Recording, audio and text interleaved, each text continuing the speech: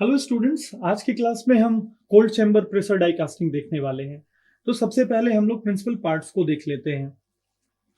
ये हमारा पूरा डाई सेक्शन है, जिसमें ये हाफ सेक्शन जो है ये यहां से बाइफर्केशन है।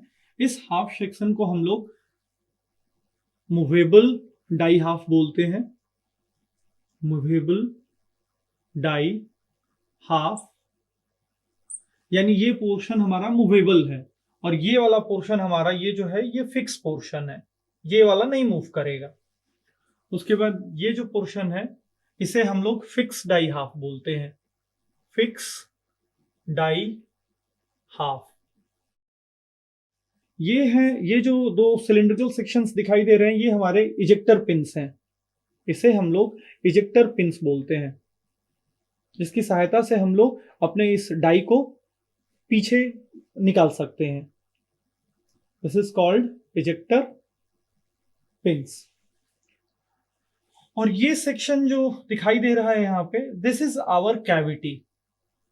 यही वो कैविटी है जिसे हमें फाइनल कास्टिंग में कन्वर्ट करना है। तो इसे हम लोग लिख सकते हैं, दिस इज आवर कैविटी, जिसे फाइनली हमें कास्टिंग में कन्वर्ट करना है। उसके बाद ये हमारा लैडल है, लैडल जिसकी सहायता से हम लोग मोल्टेन मेटल को कैविटी तक पहुंचाते हैं। उसके बाद ये है हमारा शॉर्ट चैम्बर, जिसकी मदद से हम लोग बार बार नई कास्टिंग प्रोड्यूस करेंगे। This is called short chamber. और ये हमारा रैम है, ये हमारा रैम है, जिसकी सहायता से हम मोल्टेन मेटल को कैविटी में पुश करेंगे। तो cold chamber pressure die casting की खासियत ये है कि फर्नेस कहीं और होता है जहां पे हम लोग मेटल को मोल्ड करते हैं, मेल्ट करते हैं। फर्नेस का इस पर्टिकुलर कास्टिंग से कोई लेना देना नहीं होता है। दैट मीन्स वो इंटीग्रल पार्ट नहीं होता है हमारे इस कास्टिंग का। तो हम लोगों ने फर्नेस में अपने मेटल को मेल्ट किया, जिस पर्टिकुलर मेटल का या जिस पर्टिकुलर मटेरियल का हमको कास्टिंग चाहिए। सबसे पहले उसको हम लोगों ने फर्नेस में मेल्ट करने के बाद हम लोग उसे लैडल की सहायता से यहाँ पे कैविटी में फिल करेंगे। तो चलिए देखिए, ये लैडल से हमारा मोल्टेन मेटल हमारे इस पर्टिकुलर चैम्बर में आ रहा है, और इस चैम्बर से फाइनली वो यहां पहुंच रहा है और फिल हो जा रहा है, पूरे कैविटी को वो फिल कर रहा है। जब वो यहां से नीचे आता है उसी टाइम हम लोग इस प्लंजर से, इस रैम की सहायता से हम लोग मोल्टेन मेटल को पुश करते हैं। जब हम इसे पुश करते हैं तो फाइनली ये जो हमारी कैविटी है ये पूरी तरह से फिल हो जाती है। उसके बाद हम इसे ठंडा होने देते हैं। जब ये सॉलिडिफाई हो जाता है फिर हम कास्टिंग को इजेक्टर पिंस के द्वारा हम लोग मूवेबल डाई हाफ को निकाल देते हैं, और फाइनल हमें कास्टिंग हमारा प्राप्त हो जाता है। अब हम इस प्रोसेस के अगर एडवांटेजेस की बात करते हैं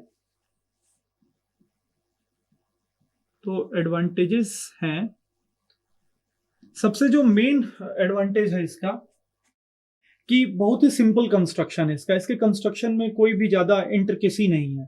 तो सिंपल कंस्ट्रक्शन होने के कारण हम कास्टिंग को बहुत आसानी से प्राप्त कर सकते हैं। सिंपल कंस्ट्रक्शन होने के साथ साथ इसका जो इनिशियल कॉस्ट होता है, जो भी इक्विपमेंट्स है, वो भी बहुत ज्यादा नहीं होता है। यानी दो चीजें, फर्स्ट सिंपल कंस्ट्रक्शन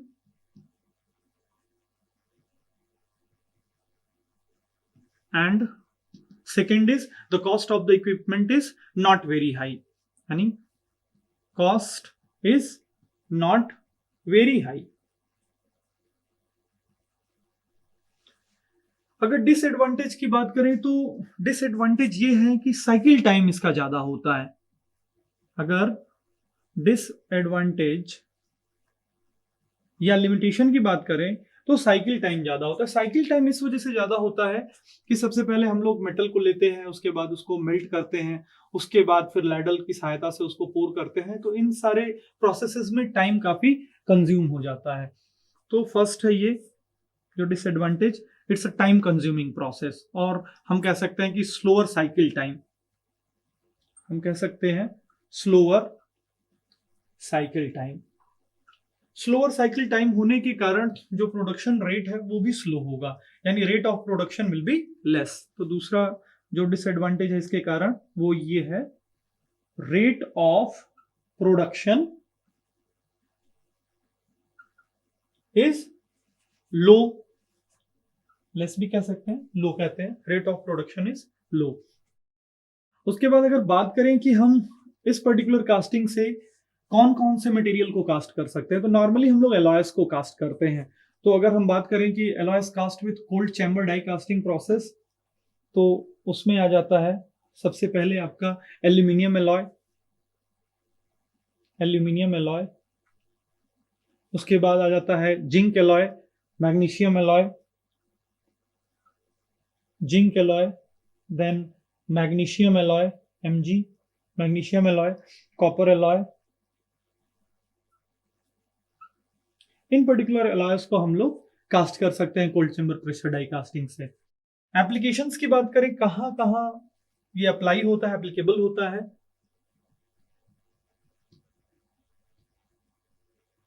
अगर हम लोग एप्लीकेशंस की बात करें तो मेनली ये ऑटोमोटिव पार्ट्स में यूज होता है।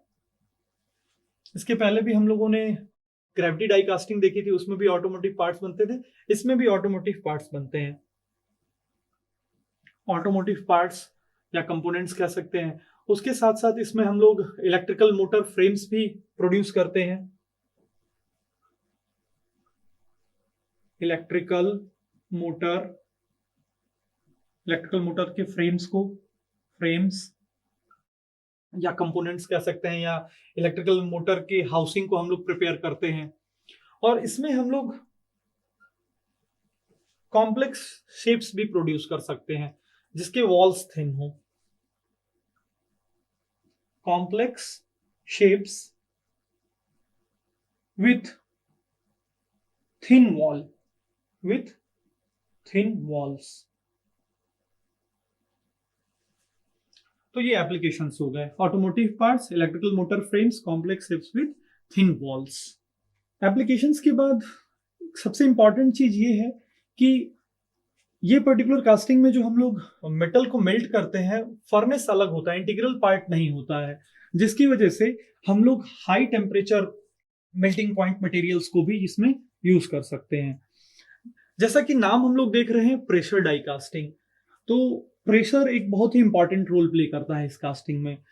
तो जब हम लोग मोल्टेन मेटल को फीड करते हैं, यहां से जब हम लोग मोल्टेन मेटल को फीड कर रहे होते हैं तो कितना प्रेशर होता है, तो नॉर्मली वो प्रेशर होता है हमारा, जिस हम लोग यहाँ पे एक पर्टिकुलर फोर्स से हम लोगों ने रैम को पुश किया, पर्टिकुलर सरफेस एरिया के साथ जब उसको हम कैलकुलेट करते हैं फोर्स अपॉन एरिया, वो प्रेशर होता है लगभग वो होता है 20 to 70 मेगापास्कल, और ये प्रेशर लगभग 150 मेगापास्कल तक जा सकता है। It may go up to 150 megapascal. Pressure die casting में ये बहुत इंपॉर्टेंट रोल प्ले करता है। That this question can be asked that with what pressure that ram forces or pushes the molten metal into the mold cavity, तो हम बताएंगे 20 to 70 megapascal, और ये प्रेशर लगभग 150 मेगापास्कल भी हो सकता है। That's all for today's class. Thank you.